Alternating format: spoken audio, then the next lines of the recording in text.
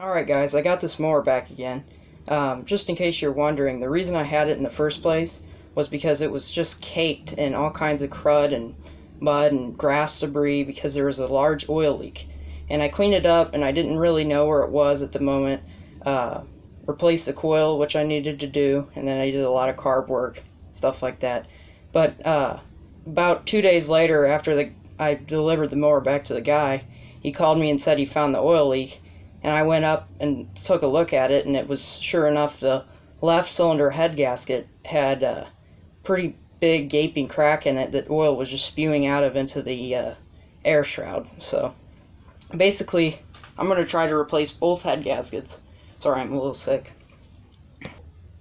Replace both of the head gaskets without having to pull the motor out, because this motor weighs about 80 pounds, and the motor mount bolts are not fixed onto the frame, and one of them, in fact, it can't come out all the way because the axle is in the way down here, and that makes it real nice and hard for when you're trying to get the shaft lined up too. So my goal is basically to get all this stuff out of the way and then remove the air shroud, and then I'm going to try to leave the manifolds on, the intake and the exhaust manifold, and just disconnect the rockers and the push rods.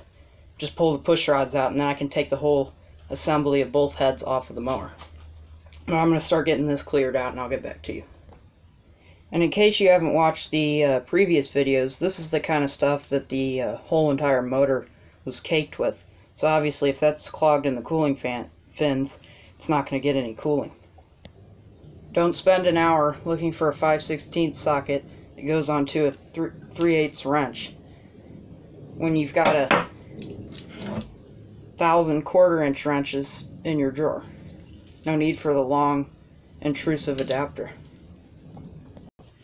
Alright guys, so I got this cleared out, and my way of keeping the motor in is working so far. When I pulled the first bolt out of the intake manifold on the left cylinder, you can see it's filled with oil.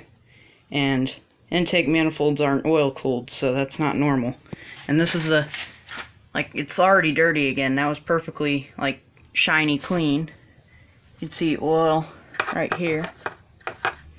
It's not very clear, and it's coming right out of here in the head gasket. So here's the unclean stuff that the pressure washer couldn't get to, and underneath here you can see all that shiny fresh oil. It's coming right out of there. Not from the actual intake port, but from the head gasket, so it's leaking terribly. Alright, now that that's all apart, sorry for the blurry video, I'm going to go ahead and start taking the exhaust manifold off, or it's all one piece, so just the exhaust. Now's the fun part.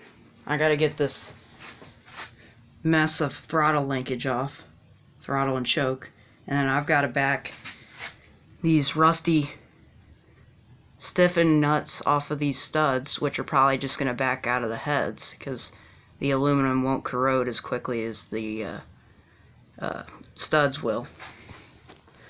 So I'm going to go ahead and spray them with some penetrating oil, let it sit for like an hour, and that should easen it up a little bit. I was actually pretty surprised that all these bolts and fasteners were standard American up until those stinking 10mm. You know how those go. I found the last remaining 10mm on Earth. Well, at least in the United States, because we shouldn't be metric. And heck, it's even got a 3/8 socket. That's a 3/8 socket. But like this video if you think that Ford should stop getting made in Canada. Alright, so I've been letting that penetrating oil soak on these exhaust nuts, and I just wanted to show you me doing the first one because it's probably the hardest.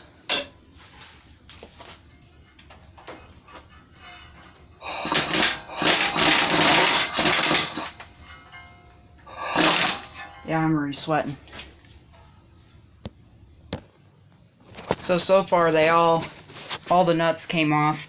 This one I could see the stud starting to back out with the nut at first, but then it corrected itself and saw the penetrating oil, and then it just came right off the stud. But that one right there is a different story. And it's not because it won't come off, it's because I can't get it off. There's really no way to get to it, even with a simple wrench.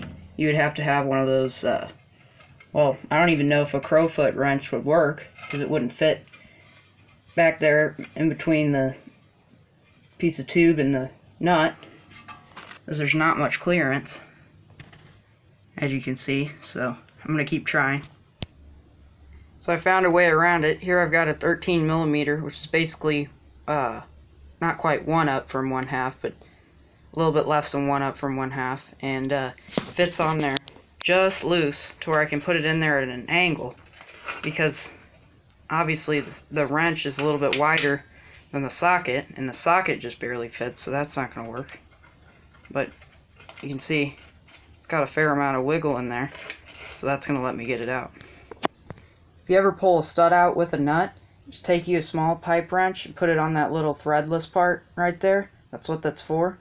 And then back your nut off. Use any amount of penetrating oil you need, and clean it up on a wire brush, and then Loctite this end, and then quickly with 2 nuts tighten towards each other on this end, just a little bit apart from this little threadless part. I don't know what that's called.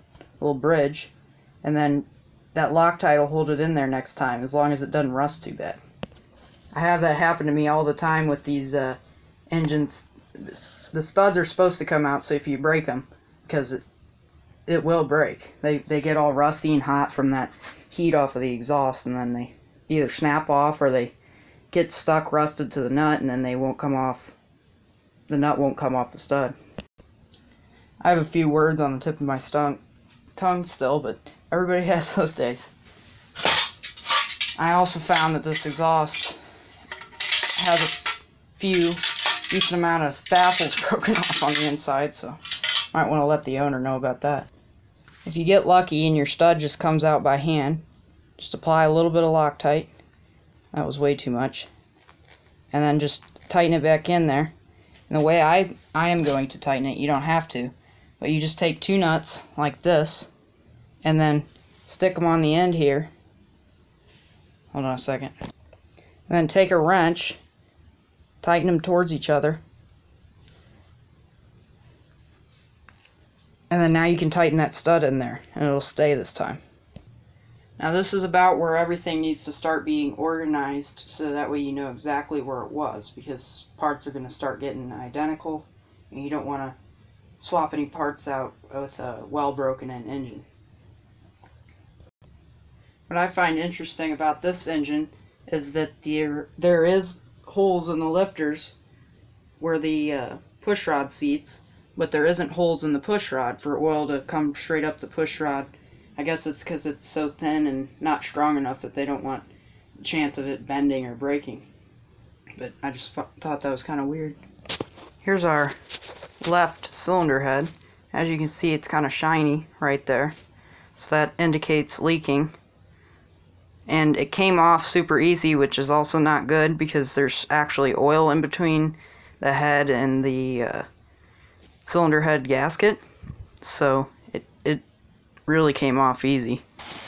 And also there is a slight amount of leakage of oil into the actual cylinder itself too, because there's a small weak spot here.